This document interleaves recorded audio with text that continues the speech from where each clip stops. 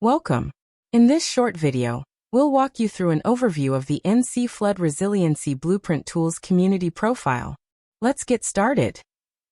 To get started, we'll select Community Profile. A window will pop up, and we will go ahead and select the jurisdiction we would like to view. While you can select any community profile to view, you will be able to make changes to details related to the jurisdiction you are assigned to. Here, we will select Johnston County, which is the jurisdiction that we are an administrator for in this example. On the left-hand side of the page, we will see the Community Profile navigation pane. This is where we will explore the different pages in the Community Profile. We can navigate by selecting Next at the bottom of the page, or by clicking any of these sections in the Community Profile. To demonstrate the Community Profile map functions, we will select Population and Demographics. We can search by address to view an area with which we are more familiar. We can also select the layers we want to be visible on the map. The available layers are accessible by clicking the stack squares icon in the upper right. With the eye symbol, we can choose which layers are visible or not visible. To view the legend, select the Legend button underneath the Layers button to view details on the symbology displayed on the map.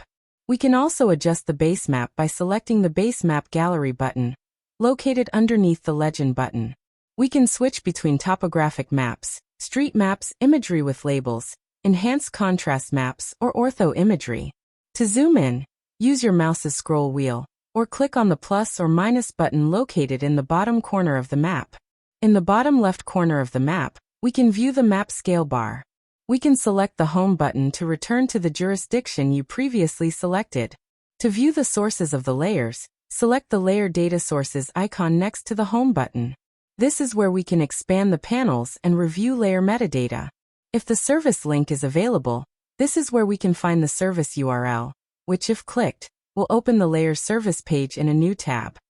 When we select the Report button, we can generate a community report that summarizes the information included in the community profile. The report is opened as a PDF in a new tab, where it can be exported. That's it. You've just learned how to navigate the community profile in the NC Flood Resiliency Blueprint tool. For more help, visit youtube.com/@ncdeq.